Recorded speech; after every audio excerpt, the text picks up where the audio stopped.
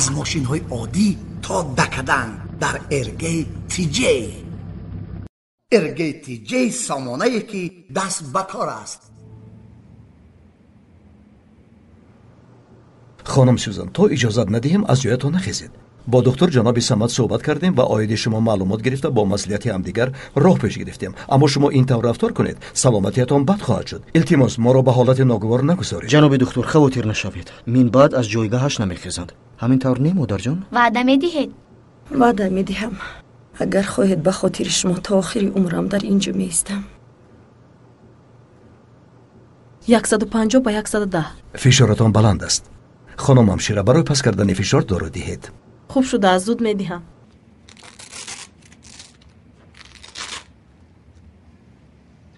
من پس از 2 ساعت برای نظارت می آیم. تشکر. بعدم با شما می توانم صحبت کنم. مایلش کمی پس می آیم. باز چی را از من پنهان میکنید؟ شما نترسید خانمی خورده. من با پدرتان تنها معلومات بدیم. بار دیگر شفایی کنید. سلامت باش. بچه ها شما به خانه روید. من اینجا میمانم. پدر جان. نه، من هم نمیروم. فرزندانم شما هم روید، کمی دم گیرید. رفتیم. اگر این فکر کنی پگاه نمی آیی. اکنون روید. روید. پدرتون راست میگوید. روید. 30 حد میشوید. از جایتون نخیزید. فهمو؟ فهمو. شما رو بسیار دوست می‌دارم. اینجا بیا.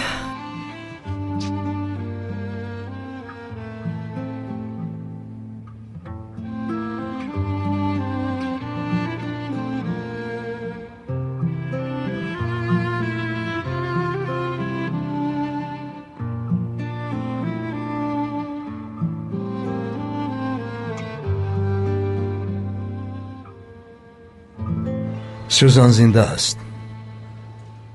زنده و سخت در غضب. با چنین اراده به ما ضرر رسانده می توانست اما نکرد. چه خیلی که گفتید با نیلگون حمله کردن را افضل دانست. سوزان زنی با عقل است و با کیچتر مناسبت کردنش را می داند.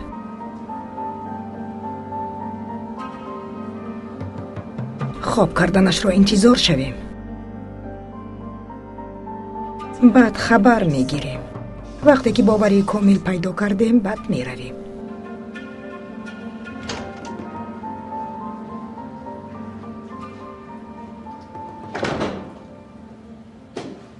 اکنون شما به خانه روید. ریزا بفرمایید. بچه ها را به خانه ببر.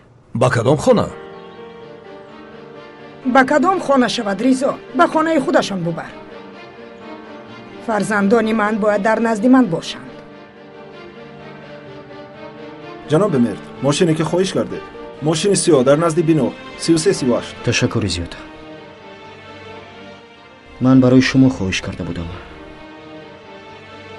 شاید لازم شود.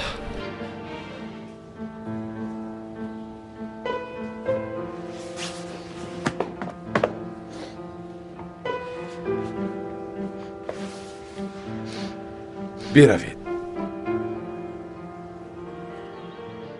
در درون وقتی که مادرم رو به آغوش گرفتم شاید حسد برده باشید. شما اگر خرسند باشید من خرسندتر میشم. دختر زیبایم. روید. اکنون دیر نکنید. تو بزدید. دیدی که اویلت را از نام متحد میکنی.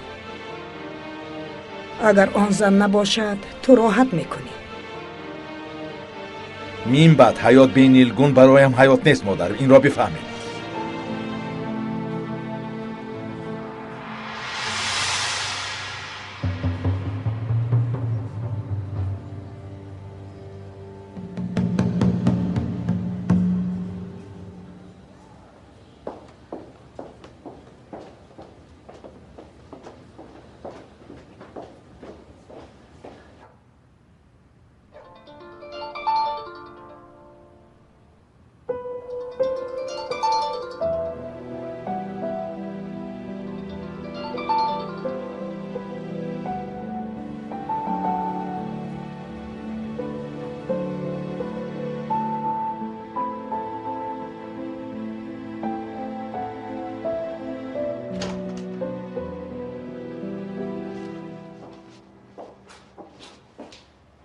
خدا نگهبانت باد دخترم. با من نزدیک نشو.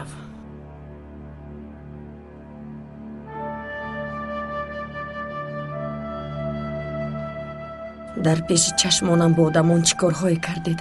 با من چیکارها کردید؟ فکر میکنید که من همه این رو فراموش کردم؟ یا گمان میکنید که من احمق هستم؟ از یک طرف نیلگون، از طرف دیگر شما حیاتم رو محو کردید. اما همه‌اش از نفس سر می شود. شما رو به جوابگری میکشم. برای تمام کارهای کرده هاتون جزا میگیرید. در همین احوال؟ بله، در همین احوال. من سخت با هیجان آمدم سوزن. چی کار میکرده باشی؟ کارهایی میکنم که بسیارتر میخندی تمیر.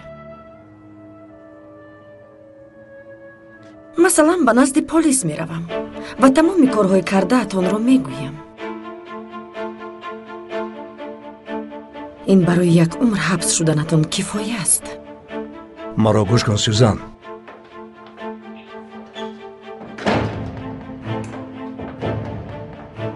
خانم سوزن؟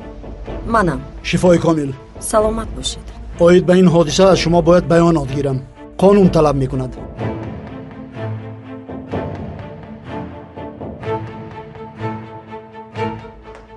اگر خودتان را بد حس کنید من بدتر می‌درایم. دکتر را ندیدم و آمدم. بعد از اینجا برآمدن بیانات دید هم می شود. لازم نیست صحبت میکنیم. به این هم من با شما گپ داشتم. دخترم، ادوکاتمون بیاید بعد بیانات ده. حالا سر و سیمن نشو. یک بیانات عادی خانم. نه اگر ادوکات گویید. نمیگویم. من صحبت میکنم.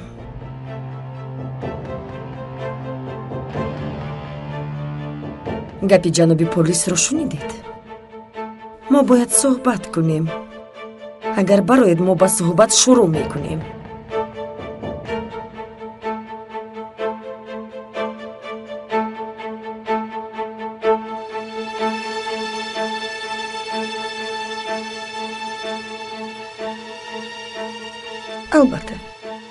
البته دخترم.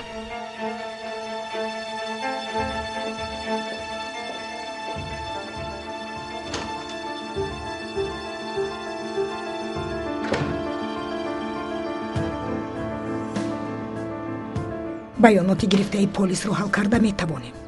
اگر تا به دادگاه و روزنامه نگاران رود محو می شویم. این زن چی رو می داند که ما را محو کند؟ کو فکر کن. بسیار چیزها را می داند.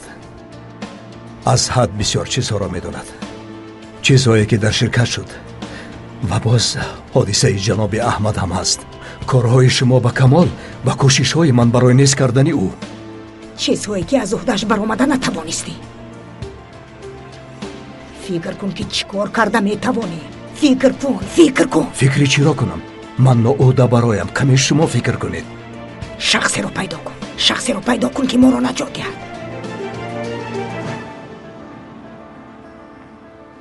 یافتم. فاضل بیا.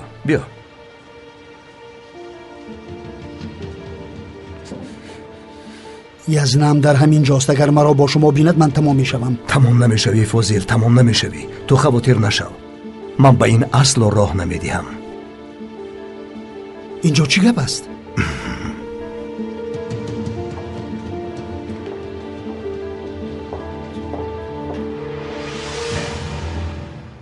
خانم سوزن خوشبختم. این حالت را